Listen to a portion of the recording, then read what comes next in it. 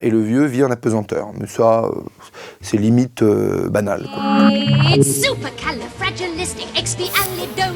Bonjour les enfants, c'est Jérôme Commandeur, l'ami du petit déjeuner, qui revient cette semaine avec une très belle histoire, celle de Mary Poppins. Cette comédie musicale démarre à Londres, dans les années 1910. Le premier personnage que l'on voit est un ramoneur homme orchestre. Que fait-il? Il ramonne des cheminées. Et quand il est fini, il met sur son dos une grosse caisse, des cymbales, il prend une trompette, un tambourin. Alors oui, c'est pas courant. Mais si vous êtes très calé sur le réel, c'est-à-dire très, vous voyez, quand vous voyez un film, ah, ça c'est pas possible, là il y a un faux plan, machin, cassez-vous. Allez sur Marmiton, Auto Plus, parce que la Mary Poppins, c'est un peu barré, quoi. On arrive chez le voisin de nos futurs héros, la famille qu'on va suivre, qu'on ne connaît pas encore. Ce voisin est un commandant de bateau qui possède un immeuble au-dessus duquel il a placé un voilier qui lui permet d'avoir encore l'impression, même s'il est en retraite, d'être en pleine mer. On arrive enfin chez nos héros, la famille Banks. Voilà, la porte s'ouvre. Alors étant donné qu'on vient de voir un ramoneur homme orchestre et un ancien commandant de bateau qui a foutu un voilier en haut de son immeuble, on se dit tiens, la bonne pour ouvrir à poil, ça ne nous dérangera pas plus que ça.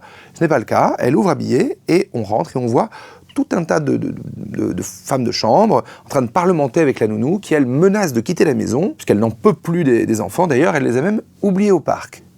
Autant oublier un membre de sa famille ou un chien sur un aire d'autoroute, ça peut se comprendre parce qu'on conduit, on a d'autres choses à penser. Mais là, au parc, tu te rends bien compte que à l'aller, les mains, tu pouvais pas les mettre dans les poches puisqu'elles étaient dans celles des enfants. Une parenthèse, mais c'est important. La nounou est partie, un agent de police ramène les enfants qui étaient perdus dans le parc, tout est bien qui finit bien, et vient postuler une nouvelle nounou qui arrive dans les airs avec un parapluie, c'est Mary Poppins.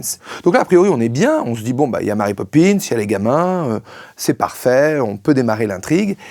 Et le problème, c'est qu'il n'y en a pas. Je pense que le scénariste a dû quitter le projet à peu près au milieu du scénario. Enfin, il s'est barré en HP, ou je sais pas, il a une deuxième vie, reconversion, mais là, ils vont voir le ramoneur homme orchestre, et ils partent dans une espèce de campagne un peu fluo, et ils font des courses de chevaux de bois dans la campagne fluo. On voit de moins en moins les gamins, et on voit de plus en plus Poppins avec le ramoneur. On sent qu'elle a un intérêt croissant pour le jeune homme, peut-être du fait de son métier, je sais pas. Et les gamins, de temps en temps, font un petit coucou, vous verrez, à la caméra, comme pour dire on est encore là, s'il y a une inspection de la DAS. On n'a pas été payé à rien foutre. Et là, ensuite, le ramoneur emmène Poppins sur les toits de Londres, et on se fait un petit coup de claquette avec 100-150 ramoneurs autour, et là, il n'y a plus de gamins. Donc là, on se dit, bon, est-ce que le ramoneur va se taper Poppins? Et en fait, on n'en saura rien, puisque là, on file chez un vieux que connaît Poppins, dans sa baraque, prendre le thé avec les gamins, et le vieux vit en apesanteur. Mais ça, c'est limite banal, quoi.